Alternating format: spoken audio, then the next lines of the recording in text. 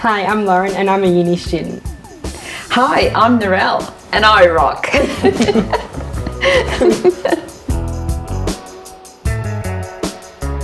What made you get into hairdressing? When I was about 4 or 5, I got it into my head I wanted to be a hairdresser. Oh, wow. And one naughty thing that I admit to is that when Mum and Dad, well, Mum mainly, used to lock me in the bathroom, I found a pair of scissors in the bottom drawer. So I used to cut my own hair. Oh, that's and so so funny. Mum decided that that wasn't a very good idea to lock me in the bathroom with the scissors. But I did. I cut my doll's hair. I cut my cat's whiskers off, and we couldn't work out why my cat was bumping into everything because that was his antennas. Yeah. And so I was destined to be a hairdresser. So by the time I was in high school, I had little hairdressing salon things happening in my bedroom, and the girls used to come in and I used to do their hair, and I just loved it, and I loved creating and making them look different. Yeah. And I just flew with that career. And at the age of 14, I left school before I even finished year 10 because I was offered an apprenticeship. I had been tea and tidy at a brand new, very modern hairdressing salon, and I was loving it, and she could see that I was going to be a good hairdresser. So that was where I kind of started with my career. Good, yeah. That is so lovely because it's rare that you ask a child, oh, what do you want to be? And then they actually become that. Yes. So that's amazing. My goodness. Back in my days, there wasn't that many choices. Yeah. You were either, you would be a nurse, a teacher, you would be a hairdresser, or an air hostess was what it was called back then. And so it was very limited. Whereas today, there's just, the world is your oyster. Yes, so it has there's so many changed. jobs now to choose from. So you moved to Brisbane. Was that to pursue like hairdressing again, or just like why the move from Toowoomba to Brisbane? So I had already achieved. I had won I was the outright winner of hairdressing championships. Oh my goodness, of course you were. in Queensland. And anyway, then I had my own hairdressing salon for quite a few years, managed salons prior to that. And then when we moved to Brisbane, my husband was pursuing a change with his career. And so I thought to myself, do I really want to continue hairdressing? And I decided that I really loved photography and I loved writing. And so I did an external studies with the college in Melbourne of journalism and photography, and I just worked part-time in a department store in cosmetics, still creating, making people look lovely. And I was able to do my assignments through that time as well. So then when I became qualified with that, I branched off into a whole brand new career for me. When I changed my career, I went to a totally different level, and it was unexpectedly. I went to a camera club when we were living in Brisbane, and there was a gentleman there that said, look, I'm doing this, I've got this business, it's only a small business, but I'm wanting to expand, and I can no longer do this contract on a Saturday afternoon. And when I found out it was to do with horses, I sort of went, oh, okay. And then I went home and I said to my husband, do I really want to work weekends anymore?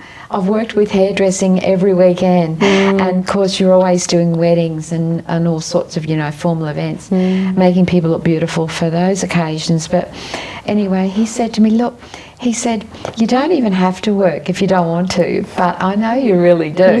So why don't you grab it and just see what happens? And 3 months down the track from there, it was a national magazine editor that contacted me and said, look, I've seen some of your work and you've definitely got an eye for photographing horses. And I thought, what?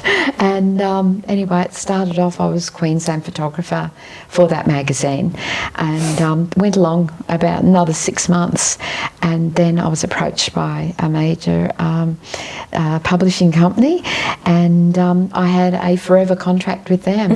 And it's only been in the last couple of years that I haven't been contacted again. Would I please come back? They need me, but no, I can't go back. Not now.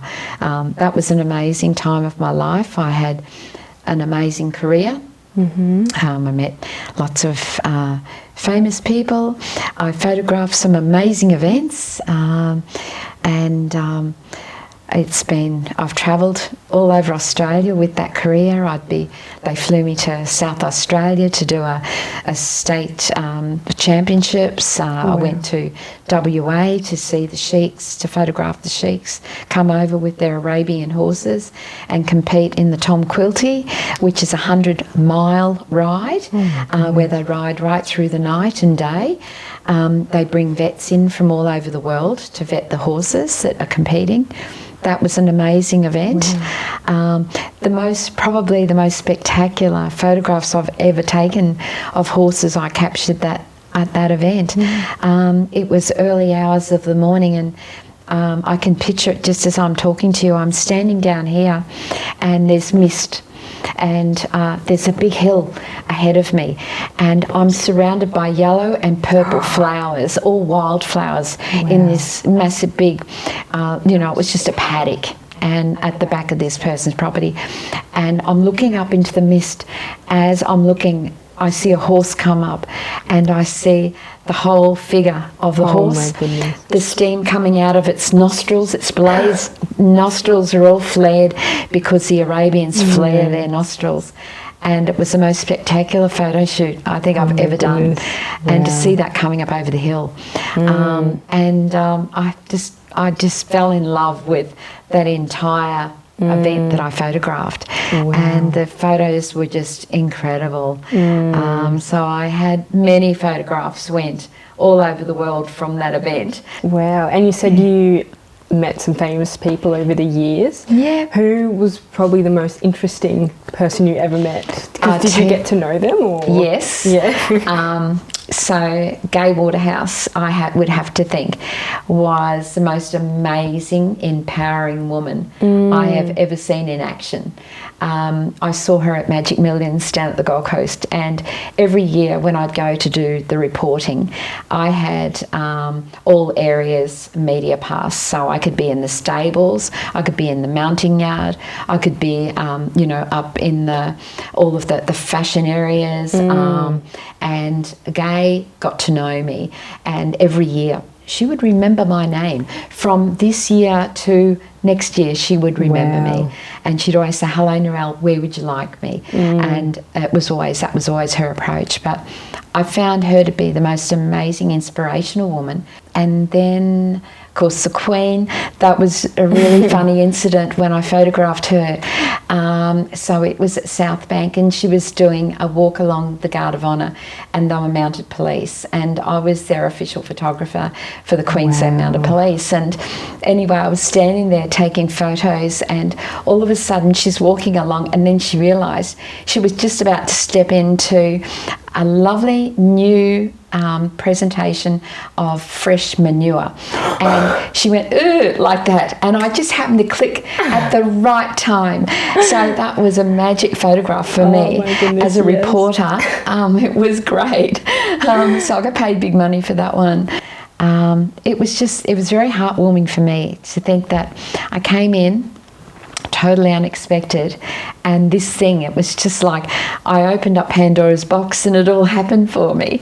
And I made a full-time career out of it. We're doing that for 16 years or so, and then my husband was diagnosed with cancer. I helped him through 12 months of treatment, working part-time in my career.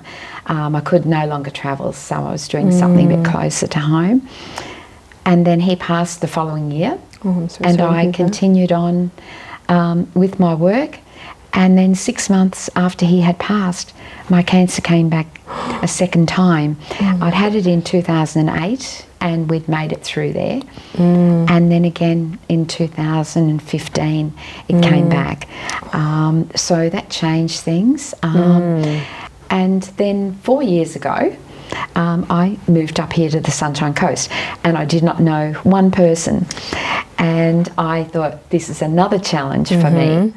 So I moved up here and I joined a couple of groups, and I've become very well known out there now.